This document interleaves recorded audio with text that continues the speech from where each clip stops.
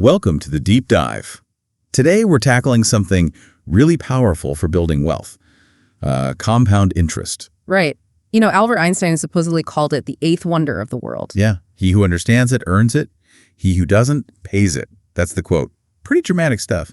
It is, but honestly, it captures it perfectly. If you get compound interest, you basically unlock how to make your money work harder for you. Smarter, too. So in this deep dive, we're going to unpack that. Yeah. Look at where it came from, how it works. Exactly. The mechanics, real-world examples, and crucially, how you can actually use it. Okay. Our goal is simple. Make it super clear, super useful, whether you're just starting out thinking about finance or, you've already got some skin in the game. Good. We want everyone to get this quickly but properly without feeling like they're drowning in jargon. Right. No finance degree required. And it's funny, isn't it? Interest itself is ancient Mesopotamia, Greece. But that was mostly simple interest. Yeah. Basic stuff. The real game changer, compound interest, that really took off later. Think Renaissance Europe. The Medici family and those big merchant houses. Precisely. It was like they found a wealth cheat code. Okay, so let's define it clearly. Simple interest versus compound. Simple interest is straightforward.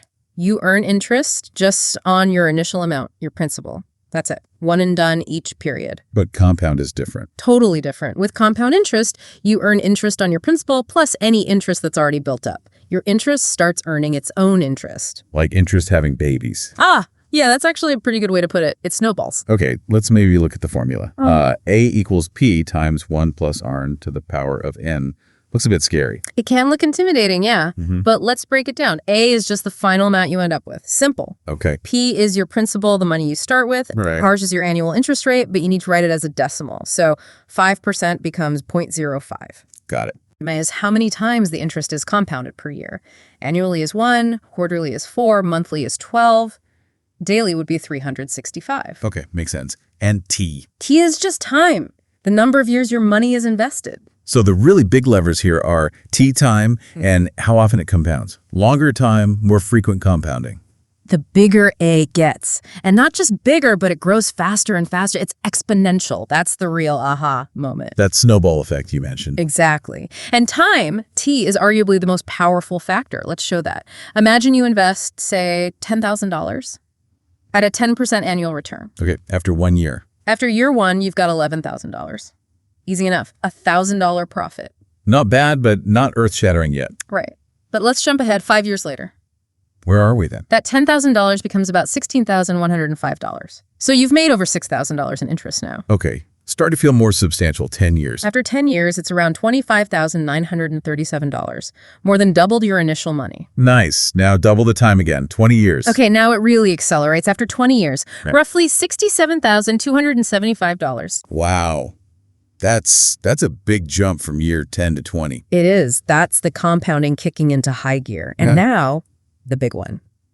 30 years. What does 30 years look like? That initial $10,000 investment could reach around $174,494. Whoa, nearly 17 and a half times what you started with from one investment. Exactly. It just hammers home why starting early is preached so much. Time is your best friend here. Clearly. But it's not just time, right? You mentioned N, the compounding frequency. How much difference does that make? Good question. It makes a difference, though, maybe less dramatically than time, especially short term. Let's use that same $10,000 at 10% for 1 year. Okay. Annually, we know it's $11,000. Right. Now, what if it's compounded quarterly, so 4 times a year? More often should mean more money. A little bit more. You'd end up with about $11,038. That extra $38 is from the interest being added and recalculated more frequently. Okay. Not huge, but it's extra. Monthly. Monthly compounding takes it up to about $11,047. Another small bump. And daily. Compounding every single day. That gets you to roughly $11,052. So, yeah, the difference in 1 year seems minimal, like $50 between annual and daily. It does seem small initially, but here's the thing. That slightly larger amount is now the principal for the next period.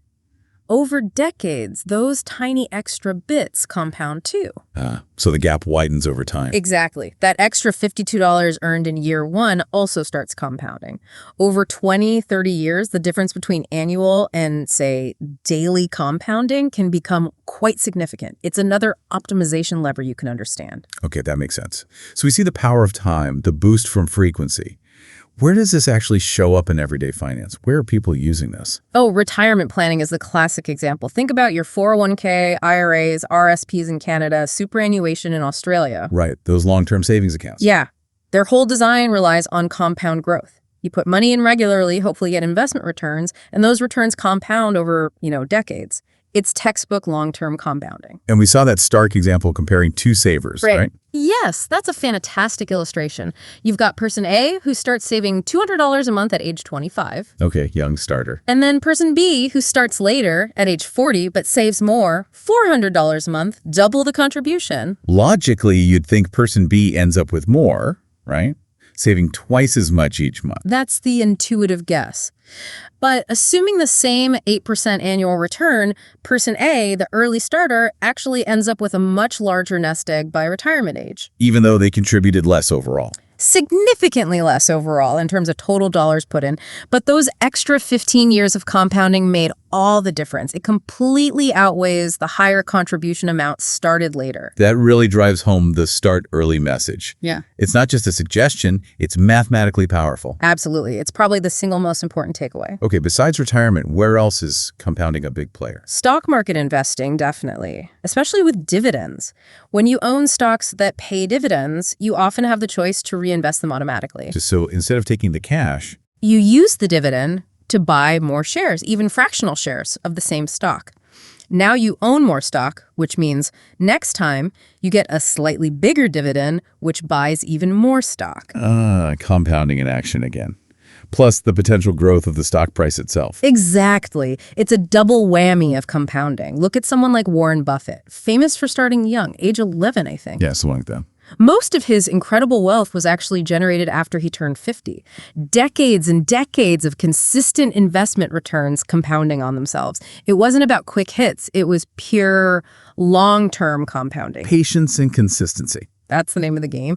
And it applies to other goals, too. Saving for college, a house down payment, financial independence. The smaller goals work, too. Absolutely. Even putting aside, say, $100 a month. If you did that for 18 years, maybe for a child's education fund, at an 8% return, that could grow to over $45,000. Wow, from just $100 a month. Yeah.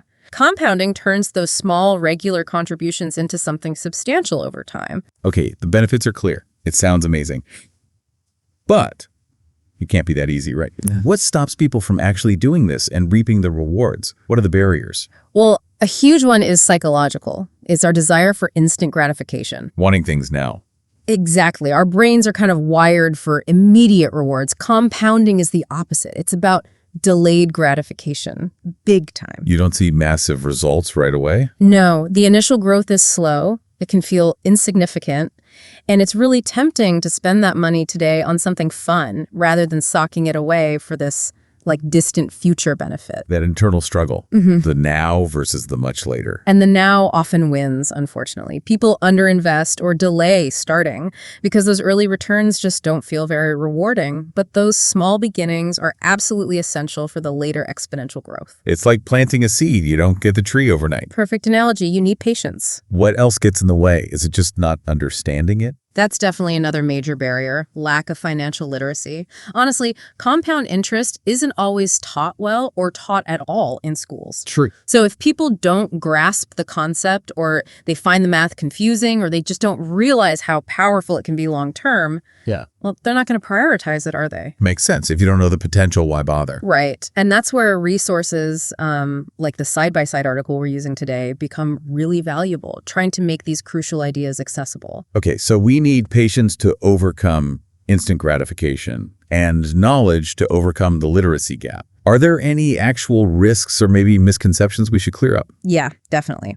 A big one is inflation. The silent wealth killer. Pretty much. Your money might be compounding nicely, growing in nominal terms, but if the cost of living, inflation, is rising too, it eats away at the real value, the purchasing power of your returns. So if my investment grows by 7%, but inflation is 3%.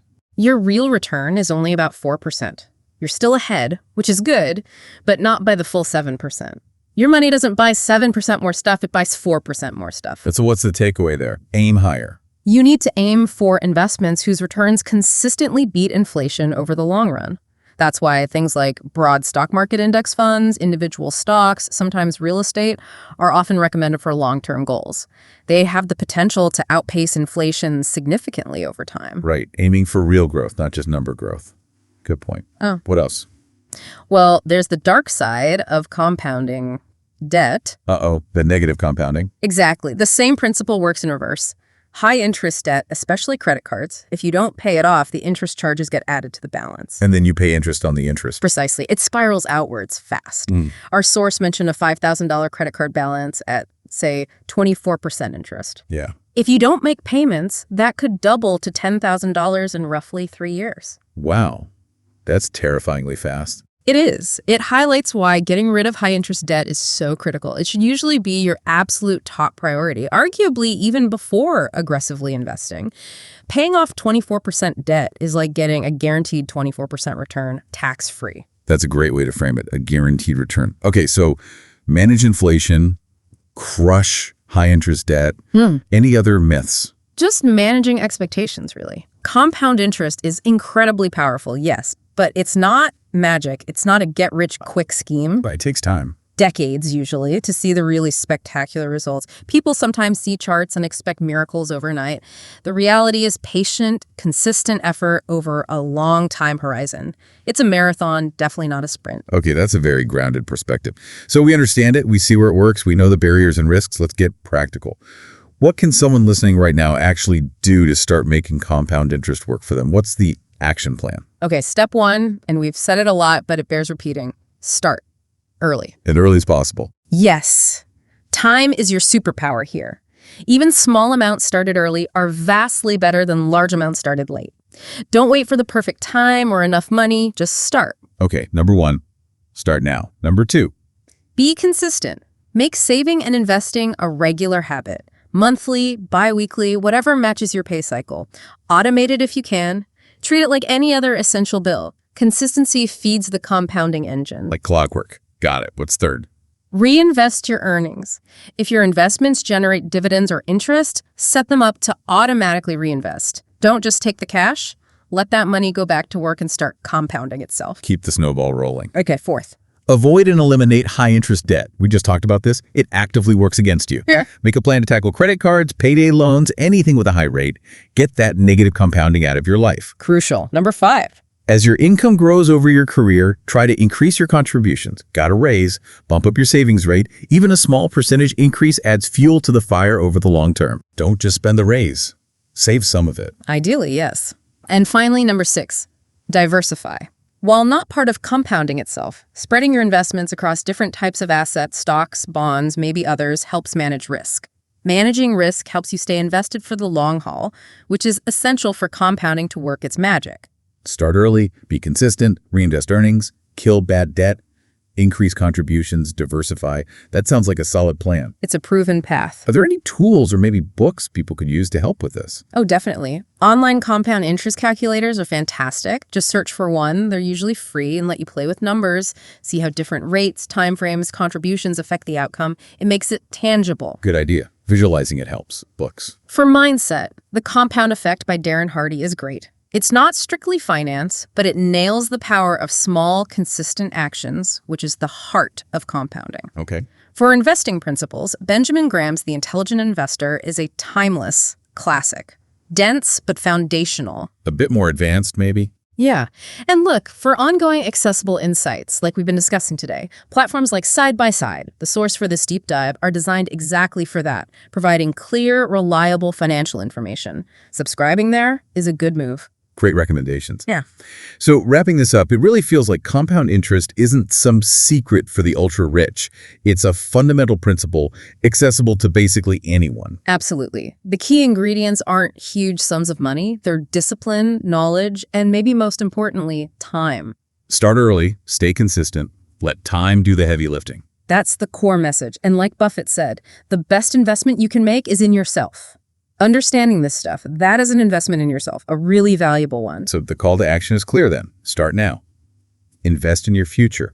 Let compounding work its quiet magic for you. Couldn't say it better. And as we finish, our source material left us with some interesting food for thought, questions for you, the listener, to maybe ponder. Like, what specific investments really maximize compound interest benefits? Yeah, or how does compound interest stack up against other ways to build wealth, like passive income strategies? Is one better, or do they work together? And a fun one. How could you actually teach compound interest to kids so they, get it and maybe even find it interesting? Definitely things to chew on. Absolutely. And if you want to keep exploring wealth building, investing, financial freedom, definitely check out and subscribe to Side by Side. Thanks for joining us on this deep dive.